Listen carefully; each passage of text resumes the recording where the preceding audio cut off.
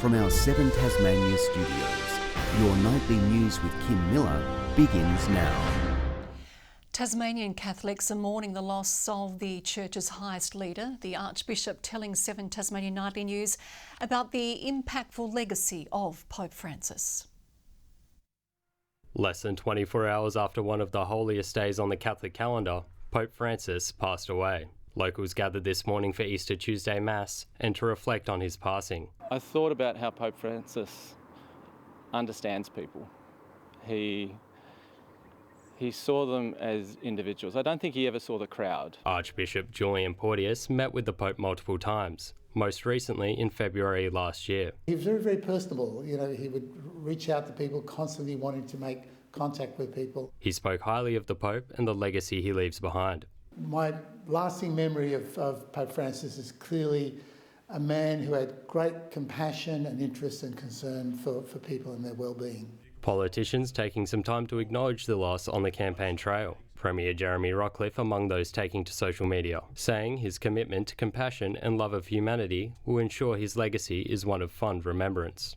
Very sad news to members of Tasmania's Catholic community in particular, but the Christian community more broadly. For anyone looking to pay their respects, a Requiem Mass will be held here at St Mary's Cathedral in Hobart next Monday. We've lost a really good, holy, loving man in Pope Francis. After a 9-day period of mourning, the Vatican will start the long process of choosing a successor. Billy Gibbons, 7 Tasmania News. A petition calling for the state's upper house members to reject the government's planned stadium approval bill is being backed by the Greens. It also calls for the project of state significance assessment process to continue after the Premier announced he will move special legislation to bypass it. Confused. People are getting angry. They want to know what's going on. MPs and MLCs are not planning experts. This is a complete subversion and corruption of process.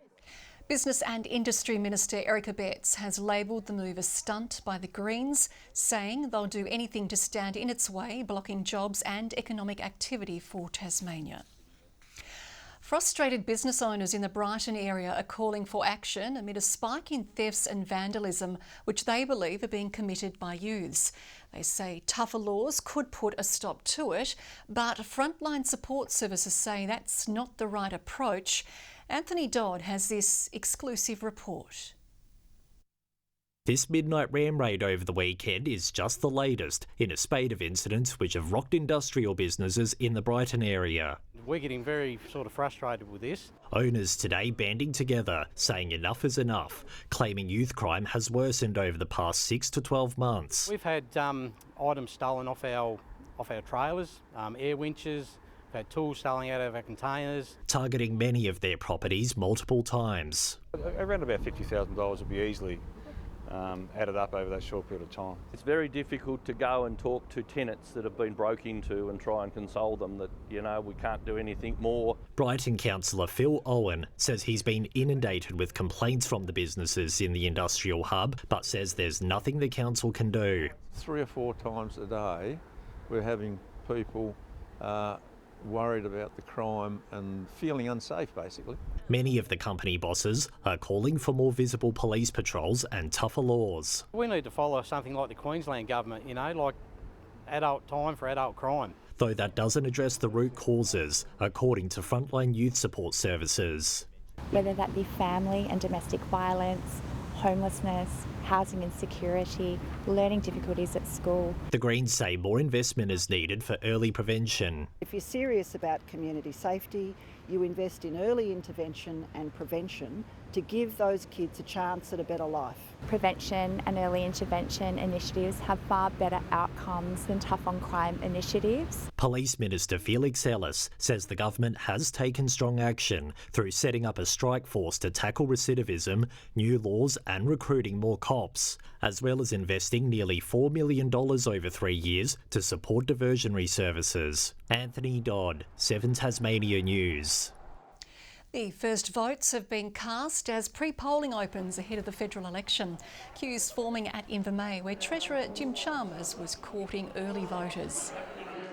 We take no outcome for granted. We don't take a single vote for granted because this election will be close. this election will be an absolute squeaker, and Bass will have a crucial role to play once again. A record number of Australians are enrolled to vote this year, the electoral roll growing by 5% since the last time we went to the polls. The Liberals have steered clear of the polling booth, instead heading to a Devonport petrol station to spruik their promised fuel excise cut. Local candidate Mal Hingston explaining his how to vote cards after raising a few eyebrows by preferencing One Nation second and Labor third. Anyone that's anti-jobs, anti-opportunities, that want to shut down particularly salmon industry or our forestry industry, they've gone right to the bottom. Everyone else in the middle, they just landed where they landed. The Liberals' signature policy is to halve fuel excise for 12 months, which equates to a 25-cent per litre saving. Well, a federal election candidate is calling for the vandalism of campaign signage to stop. Peter George, who's known for being against salmon farming, says he's experienced a spate of damaged posters and stolen signs across his electorate of Franklin. That is a cowardly way to fight an election campaign.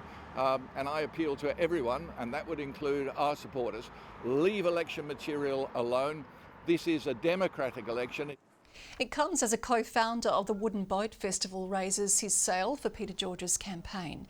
Ian Johnston calling for a change to the way salmon is farmed in Tasmania. I'm in favour of the salmon industry reducing in size and transitioning away from shallow inshore waters. Labor candidate Julie Collins declined to comment. A timber bridge in the state's north is now a smouldering pile of embers after being set alight this afternoon. The dilapidated Clarks Ford Bridge was no longer in use, running towards a North Esk River beside Johnston Road in St Leonards. Fire crews from several stations spent hours extinguishing the flames after it went up around 2 p.m. It's believed the fire was deliberately lit. Hobart Airport is calling for the next government to commit to stationing Border Force officials on site long term. The airport is closer to securing direct Asian flights, and that means more travellers and the need for stronger security. It's the most popular gateway into our state, and those on the front line play an important role keeping Tasmania safe. International flights generally are really very important for Tasmania. What they do is tourism, they do trade, and they secure our spot as an Antarctic gateway. Around 80,000 passengers have moved through the Hobart Airport's international terminal since its 2021 inception. It's now looking for a commitment of Australian Border Force officials until 2029. It's just important for us to have that certainty. It's a really important plank in our process. An elected Liberal government says it's a passport stamp they'd be willing to provide. Hobart International Airport is finally an international airport again. We are getting flights from Air New Zealand on a regular basis. Labor also committing to maintaining border services within the airport. Hobart Airport is hoping to welcome more international flights once its runway upgrades worth $130 million are complete, bringing more tourists into our state from further afield. Asia dubbed the obvious option for a second international flight destination direct from Hobart. We're having some really good discussions with a few airlines. These things always take a while. So what's really important for us is to make sure we have the infrastructure in place, which we're doing with our airfield upgrade. Ruby Cairns, 7 Tasmania News.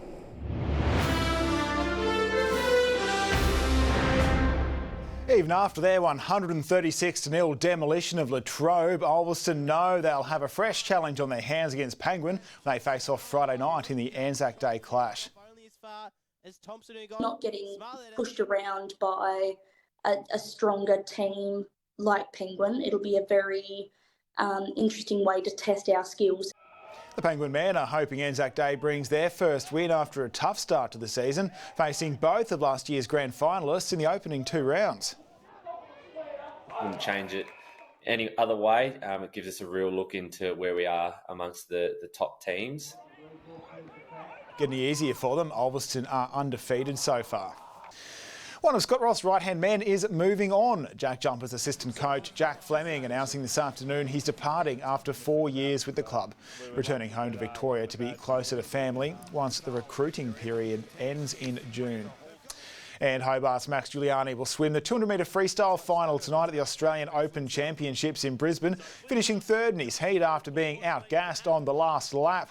Friends Swimming Club's Riley Sue races the 100-metre freestyle multi-class final after smashing his PB in this morning's heat. And last night, Noah Camprad tied for 7th in his 400 free final, which was taken out by reigning title holder Elijah Winnington. It's very good to have you back, Kim. Guess this means I'm allowed to bring up the Swans again now that Murph's off the desk. Oh, yeah. No, he'll find you, hunt you down. Thanks, Nick. We'll have the weather forecast next. It's with Murph.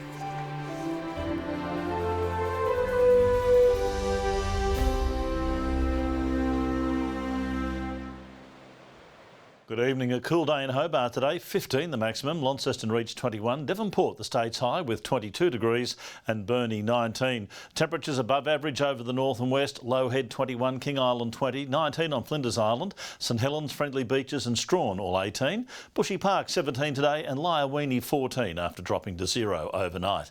Broad areas of low cloud over the south and east today. Some afternoon cloud developed over the northeast as well. Low cloud over coastal New South Wales, Victoria and South Australia. Vast areas of cloud over the far north and some thunderstorms over southwest WA. Tomorrow the high should move to the east, pushing a ridge over the southeast of the country. A cold front and low move over southern Western Australia. Winds here, an unconventional easterly factor tomorrow and as strong as 10 to 20 knots, variable winds over the inland lakes. Hobart, a top of 19 tomorrow, a sunny day, mostly sunny for Geeveston, 18 the top and 19 for Bothwell. Launceston, a high of 21 degrees, partly cloudy. Devonport 19 and 19 the top for Cressy. Burnie, a possible shower, 18 the top, 18 for Strawn. A partly cloudy day on King Island. Curry, a high of 21 degrees. 18 for St Helens, 19 for Swansea and Orford 18 degrees, all fine and partly cloudy. Showers over the north on Thursday as temperatures cling on into the 20s. Showers more widespread on Friday as winds tend southwesterly, and on Saturday showers to start the day before easing and contracting to the west and northeast. A possible storm for Perth tomorrow. Another sunny day in Adelaide, 23 there, fine in Melbourne and Brisbane, but a few showers forecast for Canberra and Sydney. And a little chilly at the moment in Hobart. It's 12, 17 right now in Launceston, Devonport cloudy and 15 degrees. Yes, nice to see you back, Kim. Finally, Nick Kelly is being nice to people again. The way it should be. Thank you, Murph. And that is all your news for this Easter Tuesday, a day where Catholics around the world are mourning the loss of Pope Francis. Thanks for your company tonight. Good night, everyone.